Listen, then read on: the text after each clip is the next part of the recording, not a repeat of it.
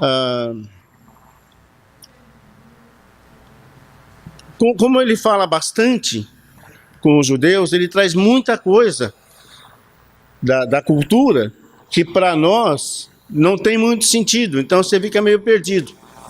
Além do que, Romanos também é um dos livros muito usados por várias denominações para justificar algumas falsas doutrinas com as quais a gente tem que lidar ao longo da nossa vida cristã. Então, todos esses elementos trazem para a gente uma certa dificuldade, uma certa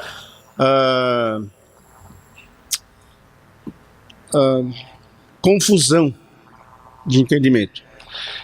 Isso tudo para dizer para vocês que eu estou meio inseguro com essa aula de hoje, porque nós vamos tratar justamente de Romanos capítulo 10, que é onde está centrada boa parte dessa confusão religiosa que está por aí. Mas Deus é tão bom que trouxe vocês para cá hoje, aquilo que eu não souber, vocês me ajudam. Beleza? E uma coisa que eu digo bastante para quem... Bom, o pessoal daqui de São Vicente já sabe, o pessoal de Ipiranga, onde eu congrego também já sabe. Mas para vocês que estão, de repente, assistindo uma aula comigo pela primeira vez, eu sou o tipo de professor que não dá as respostas, eu quero ouvir as respostas. Então, por favor, cooperem, tragam suas visões, suas perguntas, seus comentários, né? Quando o professor está junto, a gente pede para dar umas dicas também. Mas, enfim, então, não sei mais do que vocês, a vantagem que eu tenho é que eu preparei uma cola, né? E vocês não têm essa cola com vocês. Então, vamos compartilhar isso. Para abrir essa aula, eu vou aproveitar um gráfico que acho que foi o Ailton que ele deixou, né? Da última aula que ele deu, onde ele faz uma divisão global do que nós já vimos até agora no livro de Romanos. E isso vocês vão poder conferir depois em casa, porque nós não temos tempo aqui para isso, né?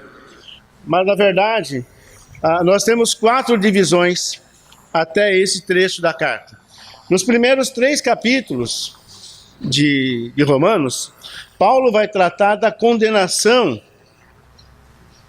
que o Senhor tem planejado para toda a humanidade. A manifestação da sua ira contra todos aqueles que o rejeitaram. No segundo momento, a partir do versículo 4, versículo 5, ele traz para nós a justificação através de Jesus, onde ele trata das diferenças entre o conhecimento dos judeus e a prática dos gentios e mostra que em Jesus nós podemos nos tornar justos aos olhos de Deus, e somente através dele. Nos capítulos seguintes, ele fala da santificação desses que são justificados em Cristo Jesus. E no capítulo 8, que é o centro do livro, ele vai tratar da glorificação. Tanto da glorificação que nós damos a Deus por causa da nossa decisão, por causa da nossa postura, quanto os benefícios trazidos ao cristão por causa dessa glorificação. Então, como uma via de mão dupla. Glorificamos a Deus com as nossas decisões, com a nossa vida, em contrapartida, e lembrando bem, não está embutido aqui o conceito de barganha, tá? Para deixar bem claro. Mas, na medida que você se põe a serviço de Deus, na medida em que você dá honra que lhe é devida, ele também traz para você esse status, esse sentimento, essa vida nova em Cristo Jesus. Sem dúvida, isso é elevar você para um padrão bem mais alto daquele que você tinha antes. Então, ele vai tratar disso. E agora, na segunda parte do livro, ele vai tratar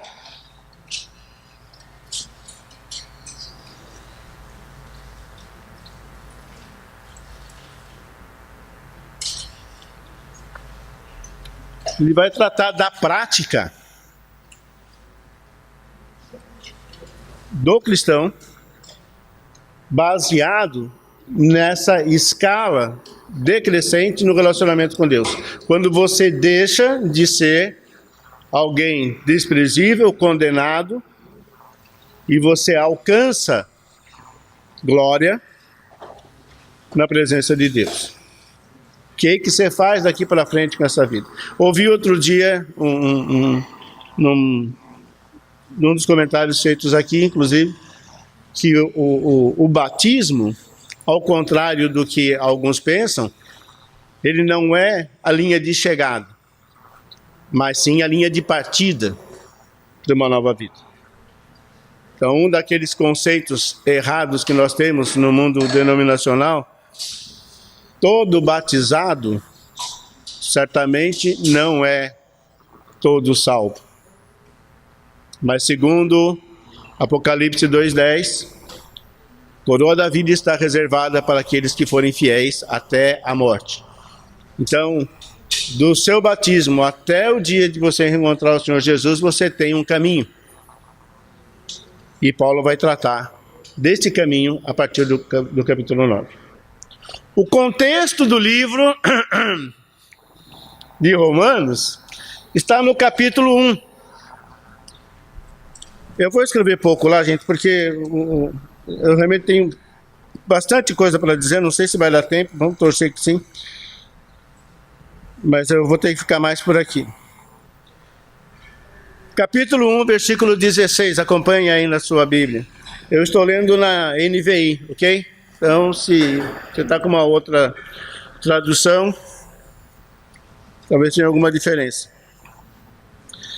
Mas diz lá: não me envergonhe do Evangelho, porque é o poder de Deus para a salvação de todo aquele que crê. Primeiro do judeu, depois do grego. Porque no Evangelho é revelada a justiça de Deus, uma justiça que do princípio ao fim é pela fé. Como está escrito, o justo viverá pela fé. Nós vamos começar a entender, a partir de agora, depois de toda essa exposição de Paulo, a essa igreja que não o conhecia pessoalmente, mas que com certeza conhecia a sua fama, o que é que ele está tentando dizer quando ele faz essa afirmação logo na sua apresentação à igreja? Ele vai dizer que não importa o que vocês saibam de mim, não importa as notícias que vocês receberam, vocês precisam saber que eu não tenho vergonha do Evangelho, porque eu sei que ele é o poder de Deus para a salvação de todo homem. E não importa se ele é judeu ou se ele é gentil.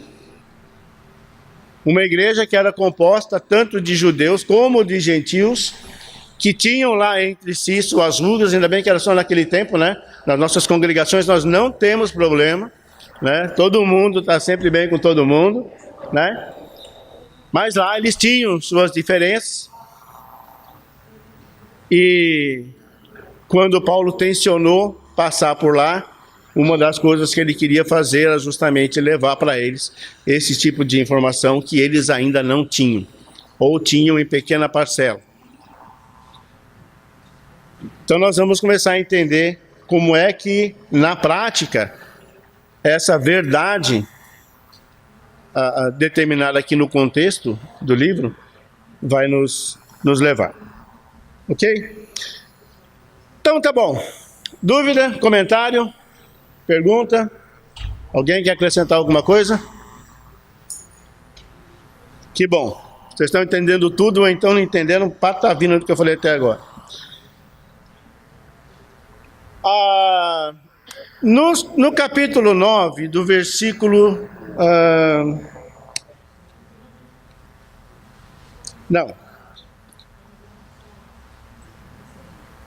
Nós vamos tratar hoje, deixa eu antes mais nada.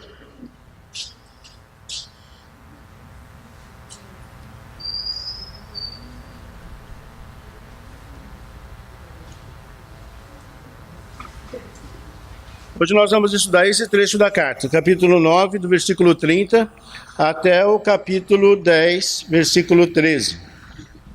E a grande pergunta nesse trecho é: quem é o culpado? Quem é o culpado? Paulo está falando com os judeus, está escrevendo nesse trecho para os judeus lá em Roma, e está tentando mostrar para eles por que muitos deles seriam, não seriam salvos, e por que muitos gentios seriam salvos. A grande diferença reside no fato de que o judeu, por nascimento, já se considerava salvo, porque judeu é o povo que Deus elegeu para ser o seu povo. E os judeus tinham um zelo tal por Deus que eles se obrigavam a uma série de exigências das quais os gentios não faziam a menor ideia. O gentio não sabia quem era Deus. Então, como é possível que alguém que nem conhece Deus seja salvo? E eu, que tenho toda essa bagagem, que tenho toda essa vivência, que fui eleito por Deus para fazer parte do seu povo, ou para ser o seu povo, como é que eu não sou salvo? E aí Paulo começa a discorrer isso. E é engraçado, né? Porque o ser humano é assim, a gente nunca faz nada errado, né? A gente nunca faz nada errado. Quem de nós já não passou por aquela experiência de ser acusado por alguma coisa, e a primeira a ideia que vem na sua cabeça é apontar outro? Quando a gente é criança faz muito disso, né? Moleque, você quebrou esse vidro? Não, foi o Joãozinho. Menina, você queimou? Não, não foi eu não, foi a Maria. Dentro de casa, quando as coisas ficam ruins, quando que é culpa do marido? Nunca. É sempre da esposa. Né, esposas? Geralmente não, né? A culpa é sempre do marido. Não. Mas a gente tem essa tendência. A gente acaba sempre buscando um culpado, né? Guarda te para no trânsito. Pô, seu guarda, mas eu não vi o farol porque tinha um ônibus na minha frente, eu não vi. Aí ele passou, eu passei atrás, encoberto. A culpa é do ônibus. E é sempre assim. Agora, você acha que o judeu ia topar uma verdade dessa sem querer apresentar um culpado? Não. Ele vai também procurar se defender. O problema é que responsabilidade, em certo dicionário, é definida como um peso descartável, facilmente transportável aos ombros de outro. Você chegou atrasado? Não, a culpa foi da minha filha que não levantou no horário. Não foi você que ajudou a menina, sabe, a sair da cama mais cedo que... Não. Foi ela que levantou tarde. Os judeus queriam uma resposta. Como é que isso é possível, Paulo? Não dá. Então, no capítulo 9, entre os versículos 14 e 29, Paulo mostrou para eles, nós não vamos ler, porque nosso tempo não vai dar, mas ele mostrou para eles que Deus é justo. Paulo mostra para os judeus, Deus é justo. E depois diz para eles que Deus não era o responsável pelo dilema dos judeus. Opa! Então a culpa do judeu não ser salvo é de Deus. Porque Deus passou as leis para mim, eu estou fazendo tudo. E agora ele não me leva, a culpa é dele, ele ensinou errado. Paulo vai dizer para eles, não, a culpa não é de Deus. Se a culpa não é de Deus, então de quem é? E aí nós entramos nesse trecho, que na verdade vai do capítulo 9:30 até 10:21. Mas nós vamos parar hoje no 13. Então, antes de continuarmos, vamos dar uma lida. Romanos capítulo 9, do versículo 30 até o capítulo 10, versículo 13. Quem pode ler para a gente? Quem gostaria de ler? Por favor, Dan. Pode.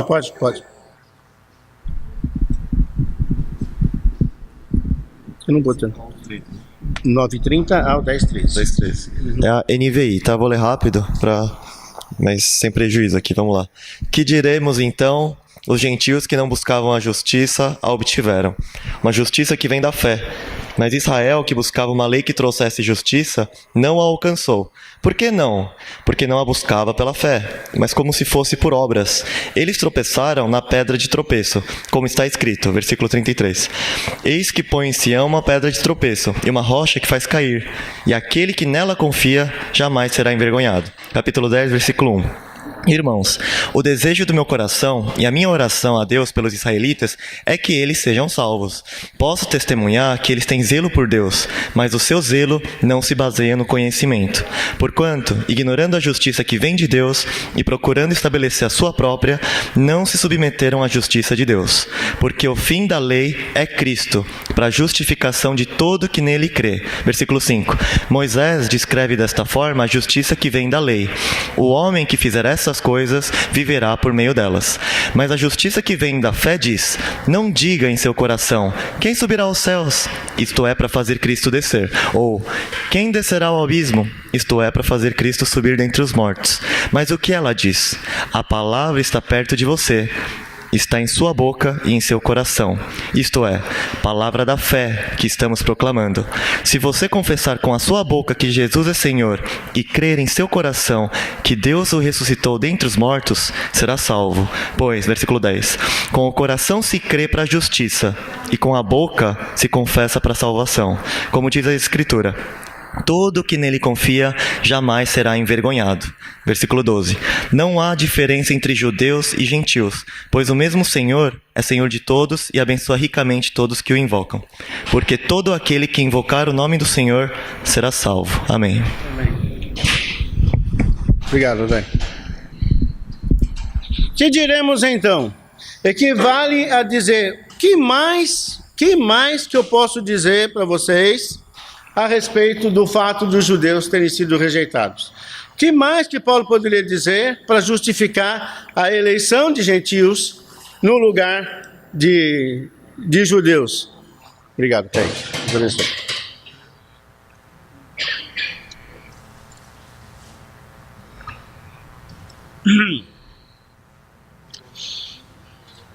Os gentios não estavam nem aí para justificação. Eles nem sabiam que precisavam disso.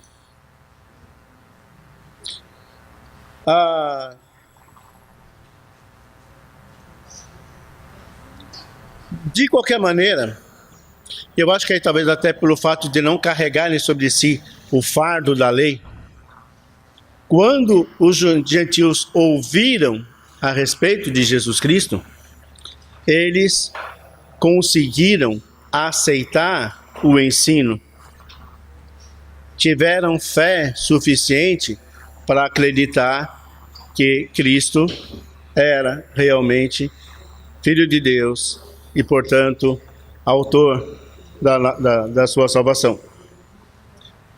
Agora, Deus, na sua justiça, como tratado no capítulo 9, ele tem o direito de escolher quem ele quer salvar. São palavras duras, mas a verdade é que Deus é Deus. E ele pode. Nesse contexto, qual foi a decisão de Deus a respeito de quem ele salvaria? A decisão de Deus foi: eu vou salvar aqueles que acreditarem, aqueles que crerem no meu Filho. Então, tudo aquilo que tinha sido imaginado anteriormente pelos judeus de repente passou a valer nada. Porque agora Deus tem um padrão diferente do que os judeus entendiam que fosse o padrão correto para a salvação. Agora Deus tem uma condição, Deus tem agora uma escolha que só Ele poderia ter de quem Ele vai salvar. E Ele escolhe: eu vou salvar aqueles que creem. Pois não, Paulo? Fala alto, por favor.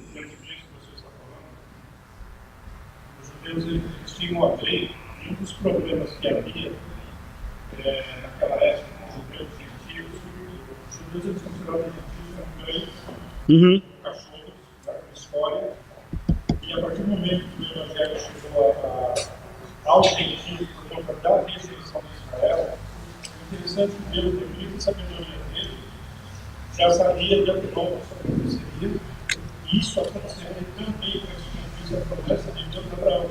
Sim. Através da descendência dele, todas as famílias da terra serão abençoadas. Então, por conta da rejeição a Israel, Deus rejeitou, entre aspas, a Israel porque o Evangelho chegasse aos gentios, mas ainda assim, na grande justiça de Deus, essa rejeição de Israel, ela não inviabiliza a salvação, tanto que muitos judeus se converteram e entenderam que a pedra angular que Deus tinha colocado em Sião era Cristo, convergiram para Cristo e tiveram a sua salvação. Vamos chegar lá. Mas pela fé. Então, todo aquele que se volta para Cristo, judeu ou gentio, Sim. Sim. A gente vai tratar, mas foi bem colocado, é isso mesmo. A grande questão aqui está justamente nesse aspecto. A sustentação do judeu estava nas suas leis, estava na sua conduta, estava no zelo exagerado que ele tinha com as coisas de Deus. Mas era uma coisa como que imposta, uma ordenança a qual ele obedecia. Já o gentio, que por definição era arrogante, era incrédulo, era um alheio às coisas de Deus, esse teve uma atitude diferente ao receber de bandeja aquilo que os judeus recusaram. E não há como dizer que não havia zelo entre os judeus, porque quando você para e presta atenção no conjunto de regras, no conjunto de leis que eles tinham, você percebe que eles realmente buscavam, eles queriam fazer a vontade de Deus. O problema era o propósito deles. Por que eles queriam fazer a vontade de Deus? Porque era uma ordenança, porque era a lei. O que é diferente de você fazer uma coisa espontaneamente, uma coisa que você faz porque você acredita no resultado final.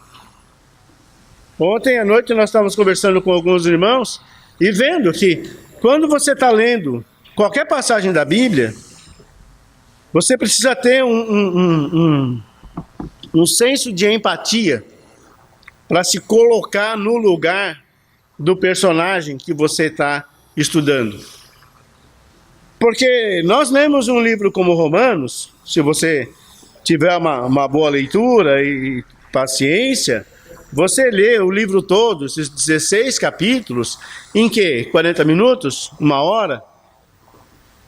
1h30, se você é daqueles que presta atenção nos detalhes, nas coisas. Mas aqui tem uma vida colocada. Quanto tempo passou desde o dia que Paulo escreveu essa carta? Quanto tempo demorou para ela chegar lá? Quanto tempo demorou para ela ser lida? Qual foi a reação dessas pessoas quando leram a carta? Qual foi a reação de Paulo quando... Tem um monte de coisa envolvida aqui. Então, quando a gente pensa no judeu, a gente pensa logo de maneira... esse povinho não... Não, eles têm uma história com Deus. E Paulo deixa isso claro, mais para frente ele vai dizer, olha, Eu quero muito que os judeus se salvem, porque eu sou judeu também. E eu sei o quanto custou para a minha vida esse zelo pelas coisas de Deus. E agora, de repente, eu descubro que... Por que Deus fez isso comigo? Você falou que eu tenho uma história com Deus, né? E realmente, esse é um dos problemas. Uhum. Nós temos cuidado, nós temos orar, nós temos profetas, nós temos o tabernáculo, é um povo de Deus, ele tem uma história com Deus, e parece que no capítulo 11, nós vamos ver hoje, Paulo deixa bem claro que a religião dela não é permanente. Então, pega muitos judeus da igreja, mas porque eles entenderam finalmente que a salvação, a lei, está em Cristo. A lei da separação, eles deixaram que ela sombra, deixaram que ela física, para passar o que é verdadeiro, o que é espiritual, o que é superior, o que é Cristo, o que é a lei de Cristo. Sim. Mas realmente eles tinham, tem uma história com Deus, de vivência de Deus, de zelo, de dedicação, de ser um povo, de ser orar, não entenderam até hoje que realmente tudo aquilo que eles acreditam e seguem aponta para Cristo. E aí a gente vai cair, ou vamos tratar da pedra de tropeço que eles encontraram no caminho. Eles têm uma visão na cabeça do Messias. Eles estão esperando um general. Estão esperando alguém forte, alguém capaz de livrá-los de uma vez por todas de toda a sua história de escravidão. E olha, o povinho que gostava de uma escravidão, hein? Barbaridade. Como disse o Enio, né? Barbaridade. Eles saíam de uma situação difícil, viviam um tempo bem, daqui a pouco se enrolavam de novo com a sua vida, abandonavam Deus e caíam na mão de mais um povo. Vinha um juiz, tirava eles de lá, botava eles de pé de novo. Vai gostar de uma escravidão assim longe. Então eles estão falando, puxa, uma hora isso tem que acabar, uma hora a gente vai finalmente estar livre. E aí quando eles pensam, estão dizendo por aí que o Messias chegou, cadê as tropas? Cadê a pompa? Eu não escutei as trombetas tocando. E aí descobrem que esse Messias é um rei que foi crucificado. Sabe o que representa para um judeu imaginar um rei que foi crucificado? Essa é a maior humilhação que um rei poderia receber. Ser crucificava era criminoso e hediondo. Você crucificava aquilo que não tinha menor possibilidade de aproveitamento. Era esse cara que era crucificado. E é esse meu rei? Que vergonha. Que vergonha. Como é que eu fico aos olhos do mundo agora? Eu estou esperando um rei. Eu estou esperando um homem forte. E o cara que eu recebo é crucificado. Não encaixa. Sabe? Você já montou quebra-cabeça? Sabe aquela pecinha chata que não tem lugar para ela? E toda hora que você está montando, o que cai na sua frente é justo aquela danada daquela pedrinha que... Onde que vai esse negócio? Não entra. E muitas vezes você desiste de montar o quebra-cabeça porque não consegue encontrar aquela peça-chave que vai dar... E de repente é justamente aquela pecinha que você desprezou, Foi o que eles fizeram com Jesus. Jesus é a pedra de tropeço que Isaías apresenta no seu capítulo 8, versículos 13 a 15. Você pode consultar lá depois. É uma profecia que já foi dada lá atrás. Sabe quando... Tem um irmão em Mauá, o Luiz. Alguns de vocês o conhecem. É um irmão com um coração enorme. Muito talentoso. E Toda vez que meus carros quebravam, sem dinheiro para o mecânico, eu batia na casa dele e o Luiz arrumava. O Luiz era daqueles caras que, se precisasse, ele desmontava o motor da Kombi no meio da rua e montava de novo.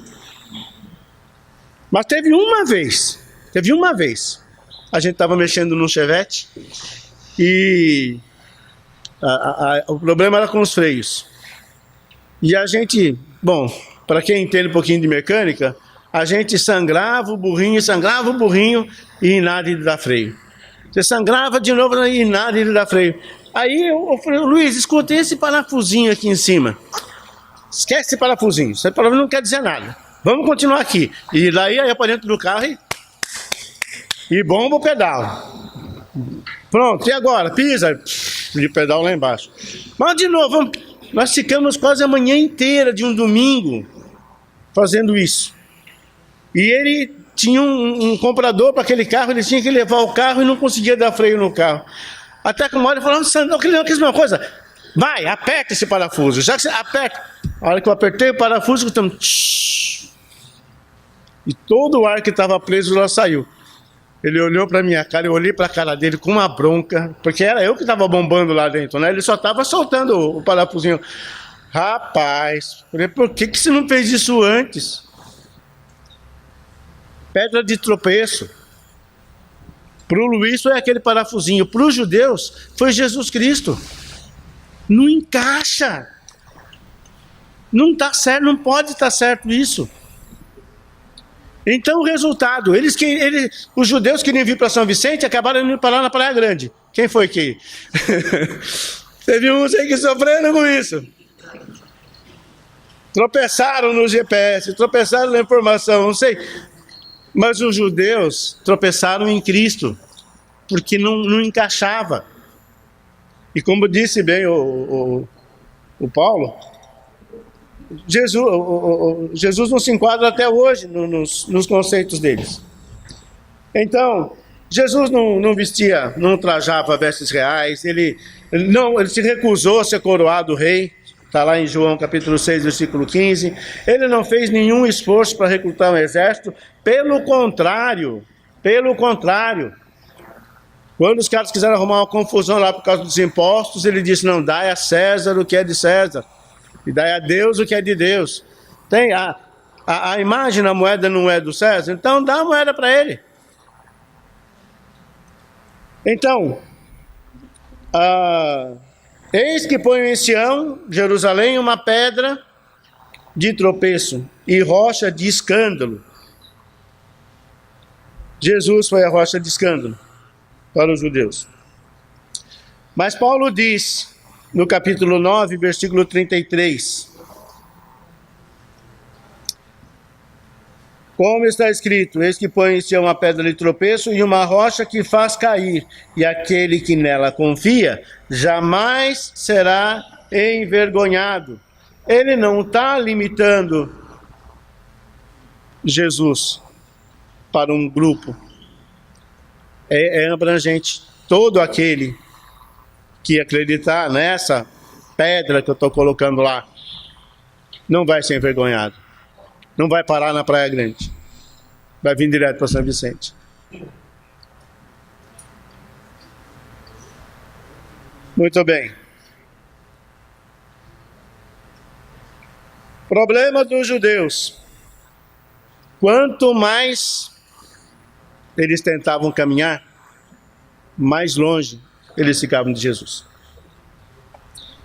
E essa não é uma realidade exclusiva do judeu.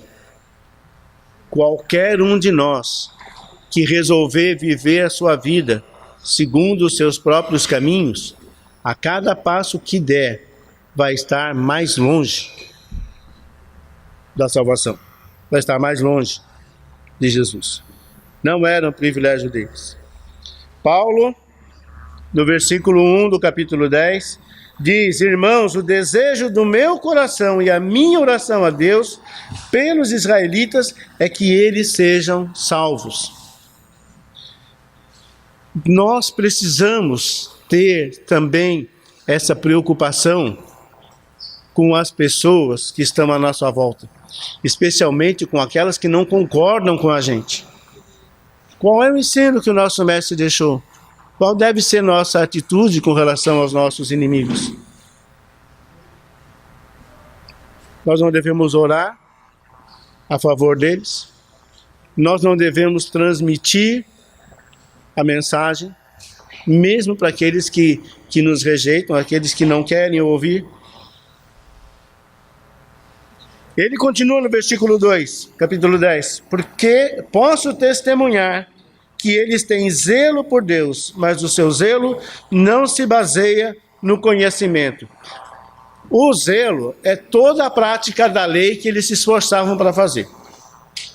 Mas eles desprezaram o conhecimento de Deus, o conhecimento que Jesus trouxe, e preferiram se apegar ao zelo que eles tinham.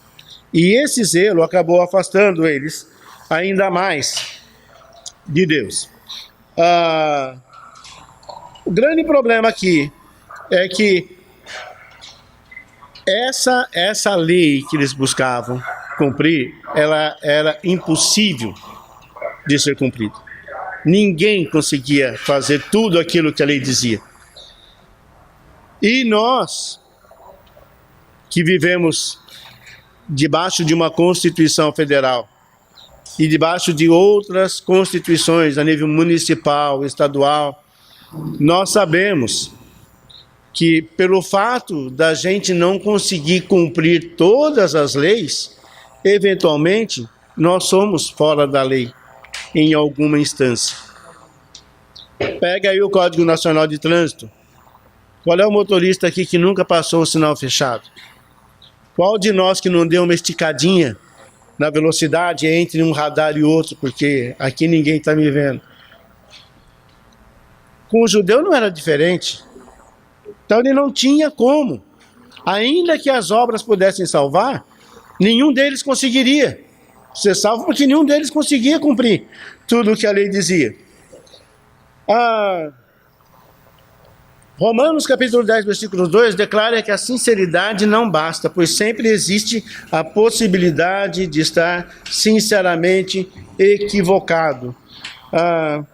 O irmão ontem comentou comigo, não, porque quando eu não era cristão, eu orei a Deus e Deus me ouviu. Porque logo depois que eu orei, eu consegui um emprego. E eu precisei dizer para ele, falei assim, olha, a bem da verdade, Deus deu para você aquilo que Ele oferece para todo mundo. Porque só cristãos estão empregados? Não. Os não cristãos também estão em emprego. Só cristão está cheio de dinheiro? Não. Normalmente, quem está lá fora tem mais dinheiro que a gente, né? Porque usa todos os meios para ganhar, enquanto a gente não. Então, Deus oferece o sol e a chuva sobre justo e injusto. A diferença está no que você faz com isso. No caso desse irmão, mesmo não sendo cristão, ele reconheceu que o que ele tinha recebido vinha de Deus. E isso fez a diferença na vida dele. O judeu queria porque queria fazer o certo, e ficava brigando com isso. E com isso ele não prestou atenção no que Jesus veio dizer. Falei, olha, vocês não entenderam o que Moisés disse lá atrás, a ideia era outra. Olha, daqui para frente vai ser desse jeito. Não, mas eu preciso fazer isso aqui. Quanto é que nós resistimos à verdade? Quanto é que nós deixamos de fazer o que Deus quer para fazer aquilo que a gente acha que tem que fazer? Não somos diferentes dos judeus nesse aspecto. E nisso, nós precisamos ter ciência, que a única coisa que vai realmente fazer a nossa vida caminhar é o ensino que nós temos do nosso Senhor. Versículo 3, eu preciso dar uma corrida para variar. Porquanto, ignorando a justiça que vem de Deus e procurando estabelecer a sua própria, não se submeteram à justiça de Deus. Porque o fim da lei é Cristo para a justificação de todo o que crê. E fim aqui quer dizer justamente isso, acabou. A lei foi pregada na cruz. Não vivemos mais segundo o padrão de lei e obra. Vivemos, graças a Deus. Porque senão a gente também não conseguiria realizar.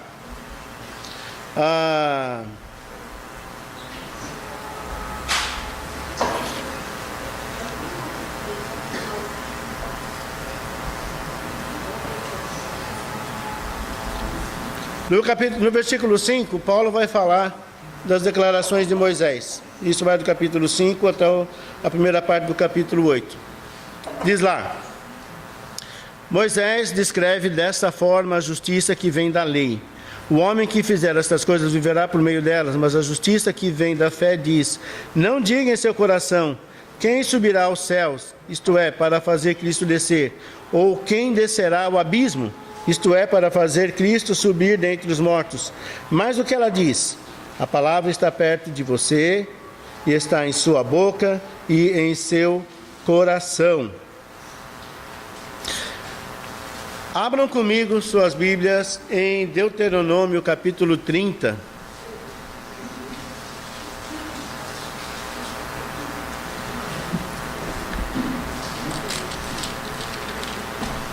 Versículos 11 a 14. Quem achou pode ler, por favor. O que hoje estou ordenando a vocês não é difícil de fazer, nem está além do seu alcance. Não está lá em cima do céu, de modo que vocês tenham que perguntar: quem subirá ao céu para trazê-lo e proclamá-lo a nós, a fim de que lhe obedeçamos? Nem está além do mar, de modo que vocês tenham que perguntar: quem atravessará o mar para trazê-lo e voltando proclamá-lo a nós, a fim de que lhe obedeçamos? Nada disso. A palavra está bem próxima de vocês. Está em sua boca e em seu coração. Por isso vocês poderão obedecer. Levítico, capítulo 18, versículo 5.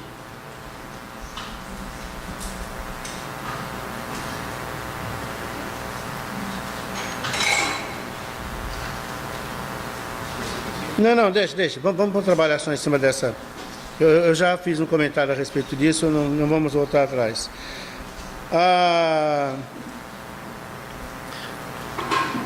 Esse trecho, para nós, é confuso. Na carta em Romanos, esse trecho para nós é confuso.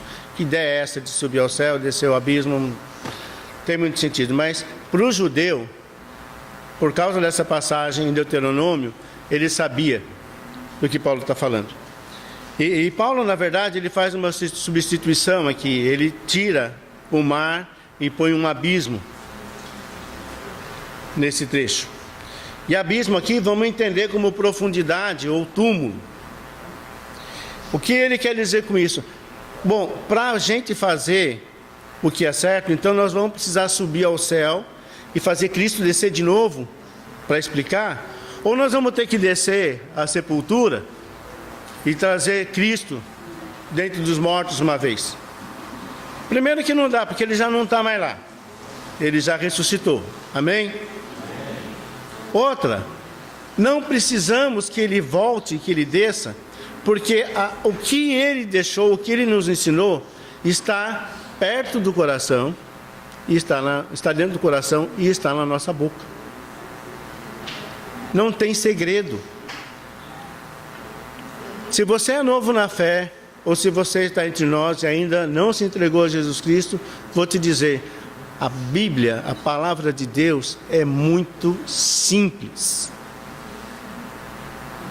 Não acredite na mentira que dizem por aí que a gente não consegue entender a Bíblia. Se você tem interesse, você tem como aprender. Antigamente a gente estava limitado por palavras rebuscadas, um português difícil. Hoje você tem a Bíblia traduzida em várias versões.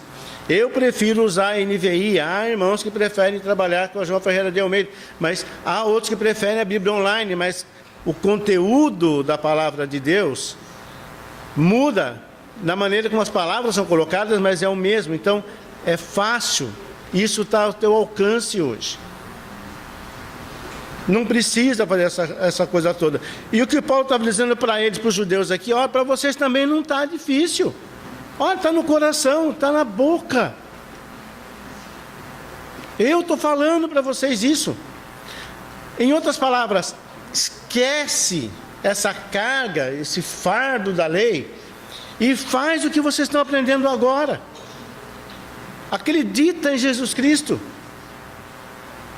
É comprovado que Ele ressuscitou. Quem mais poderia ressuscitar senão o próprio Deus? Então, não tem desculpa. O judeu não tem desculpa. Ele não pode culpar ninguém por causa da sua perdição, a não ser ele mesmo. E nós não podemos culpar Deus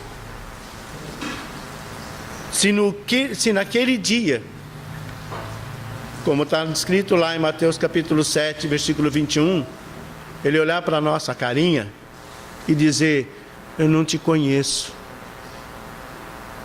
Porque a palavra dele está no coração e na boca. Coração é conhecimento e boca é expressão de fé. Essa é a mesma expressão de fé que Paulo vai tratar um pouco mais para frente.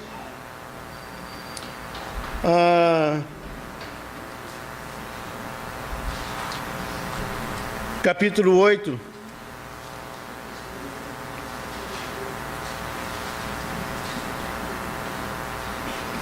Opa. Eu estranhei aqui, eu estou lá em Deuteronômio. E vixe, não é isso aqui não. Romanos 10, 8. Mas o que ela diz? A palavra está perto de você, está em sua boca e em seu coração. Isto é, a palavra da fé que estamos proclamando. Se você confessar com a sua boca que Jesus é Senhor e crer em seu coração que Deus o ressuscitou dentre os mortos, será salvo. E aqui a gente cai numa dessas falsas doutrinas que estão sendo ensinadas em alguns lugares.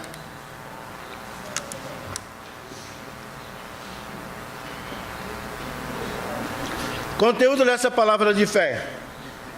Em Deuteronômio 10, do 12 ao 14, diz assim: E agora, ó Israel, que é que o Senhor, seu Deus, pede de você, senão que tema o Senhor, o seu Deus, que ande em todos os seus caminhos, que o ame e que sirva ao Senhor, ao seu Deus, de todo o seu coração e de toda a sua alma, e que obedeça aos mandamentos e os decretos do Senhor, que hoje lhe dou para o seu próprio bem. Ao Senhor, ao seu Deus, pertencem os céus e até os mais altos céus, a terra e tudo o que nela existe. Paulo está falando da relação do amor de Deus com os homens. Ele está respondendo aí, ou ele está confirmando o que ele disse no capítulo 10, versículo 1.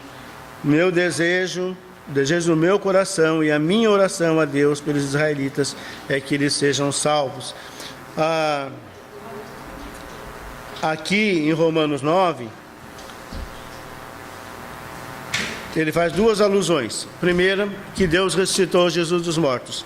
E a segunda é o fato de que Jesus é Senhor. Ok? E Senhor aqui no sentido de divindade, de autoridade máxima. No versículo 10, ele põe essa cronologia na ordem natural, porque o normal é que você creia primeiro e depois fale. O que está invertido lá em Deuteronômio 30, 11. Ele vai dizer aqui que a salvação e a justificação... Peraí, não.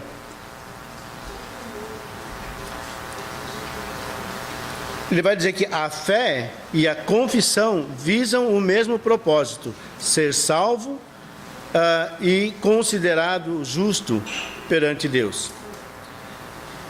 O que se prega é que você precisa ter fé, que somente a fé basta, e que a confissão é você simplesmente declarar que acredita em Deus. O que não está sendo dito nesse trecho. Renato? Nesse versículo 9 aqui, né, realmente várias denominações elas falam e apontam que basta ter fé e acreditar em Jesus. Mas elas não exploram o que é ter fé. Parece que é só você acreditar que Jesus é Filho de Deus e isso basta. No versículo 17 diz que a gente tem que ter fé na palavra dele. E essa fé tem que ser obediente também. Sim. Se você vai em Marcos e fala, você tem que crer e ser batizado. Então você tem que ter fé naquilo. Sim. E ser obediente. Sim. É claro que nesse momento aqui tem um contexto. Então para os judeus isso bastava, porque os judeus eles eram praticantes, eles faziam o que estava na lei. Mas se eles não conseguissem fazer tudo, eles praticavam. Eles se esforçavam, eram zelosos. Eles iriam acreditar quem era Jesus, eles iam ouvir e eles iam praticar. Então é interessante, vamos supor, você, uma família, um filho, tem um pai, e ele vai ouvir o que o pai fala. Sim. Mas se ele não praticar os conselhos do pai, as palavras dele serão vão. Da mesma forma Jesus Cristo. Se a gente apenas deixa Jesus Cristo falar e não segue nenhum ponto do que ele fala, as palavras dele são vãs. Com certeza. Então a gente tem que praticar e colocar em obediência essa fé que está em Cristo. Certamente, essa confissão descrita nos versículos 9 e 10 inclui a confissão feita antes do batismo. Certamente isso inclui. E a resposta para isso, a confirmação disso, está justamente em outros textos em que isso é declarado, como no capítulo 2 de Atos. Pedro diz àqueles que questionaram, e agora, o que nós vamos fazer? Creiam no Senhor Jesus, sejam batizados. Então, essa ideia de que basta crer é furada, não funciona. Nós não vamos trabalhar mais em cima disso, porque realmente meu tempo já acabou, na verdade. Mas é um tema muito interessante de ser lidado depois. Podemos explorar mais tarde. Paulo? Você citou o texto da carta aos Romanos, e a justiça de Deus revelada no Evangelho de fé em fé. Sim. Então, a justiça de Deus ela não se revela somente na carta aos Romanos, ela se revela em outras cartas. Sim. Onde encontramos diversos ensinamentos de Jesus que se complementam. Aqui fala que quem crê, se confessar, será salvo. Sabe Jesus. Né? Mas outros ensinamentos, como já citou, falam do batismo, falam de crença. A justiça de Deus ela vai ser dada no evangelho de fé e fé, que se complementam e jamais se contradizem. Com certeza. Tanto é que aqui no capítulo 10, o verbo é presente. Não é uma coisa que você fez uma vez, é uma coisa que você tem que fazer sempre. Confessa constantemente. Para você mesmo, para as pessoas, para Deus, nas suas orações, a confissão é uma prática constante para o cristão. É possível crer sem confessar e é possível confessar sem crer. Só que crer sem confessar é covardia. Se você acredita em Jesus Cristo, se você dedicou sua vida para Ele e as pessoas não sabem disso, você é covarde. Você está preocupado em preservar sua condição no meio que você vive. Agora, se você confessa Jesus e você não crê realmente nas coisas que você está dizendo por aí, então, meu irmão, isso é hipocrisia. E nós sabemos que tanto a covardia como a hipocrisia são condenáveis aos olhos de Deus. Nós não somos diferentes dos judeus em muitos aspectos. É possível crer sem confessar. Anota aí, depois você lê, não vamos poder ver agora. João, capítulo 12, versículos 42 e 43. E é possível confessar sem crer. Passagem que nós já citamos em Mateus 7, versículos 21 a 23. E também em Lucas 6, 46. Versículo 11. Estamos encerrando, peço a vocês paciência, mais 5 minutinhos. Como eu disse, é um trecho muito rico difícil trabalhar tudo nele. Como diz a Escritura, todo o que nele confia jamais será envergonhado. Versículo 12. Não há diferença entre judeus e gentios, pois o mesmo Senhor é Senhor de todos e abençoa ricamente todos os que o invocam, porque todo aquele que invocar o nome do Senhor será salvo. Esse todo aquele que invocar o nome do Senhor será salvo, Paulo tirou de Joel capítulo 2, versículos 31 e 32.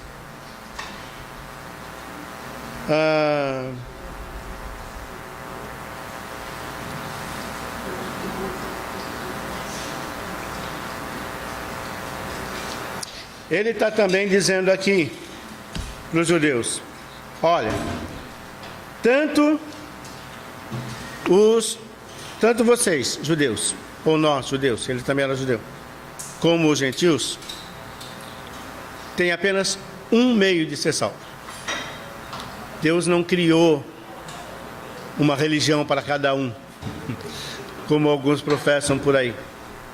Mas o que Deus fez foi decidir escolher salvar aqueles que creem em Jesus. Então não importa se você é branco, preto, mulato, brasileiro, coreano, judeu, homem, mulher, jovem, velho, todo aquele que crê e confessar Jesus e for batizado será salvo.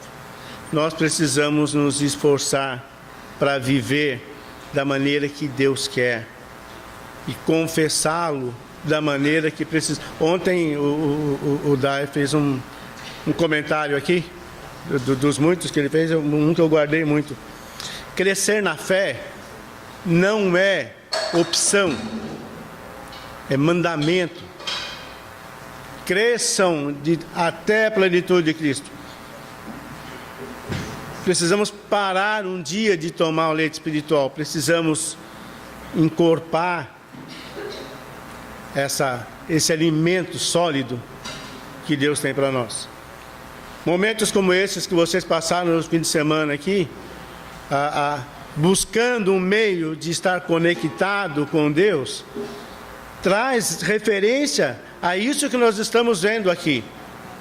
Meio de contato com Deus é a sua palavra, conexão através da oração, e permanecer conectado aquele fiozinho de USB que o Dai comentou, é essa prática de fé e confissão constantes. Sabe como é que você aprende a ler melhor? Lendo mais. Lê em voz alta, lê no espelho. Sabe como é que você pratica? Sabe como você se torna o melhor cristão? Confessando mais. Vivendo mais em harmonia com o conhecimento, com o ensino que Deus traz para a gente. Que Deus nos abençoe. Que nós possamos encarar essa realidade e ser fiéis a Deus, confessando Jesus Cristo.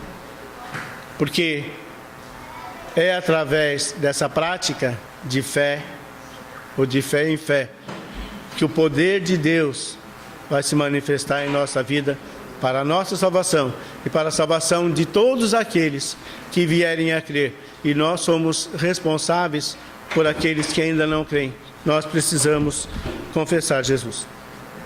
Deus nos abençoe.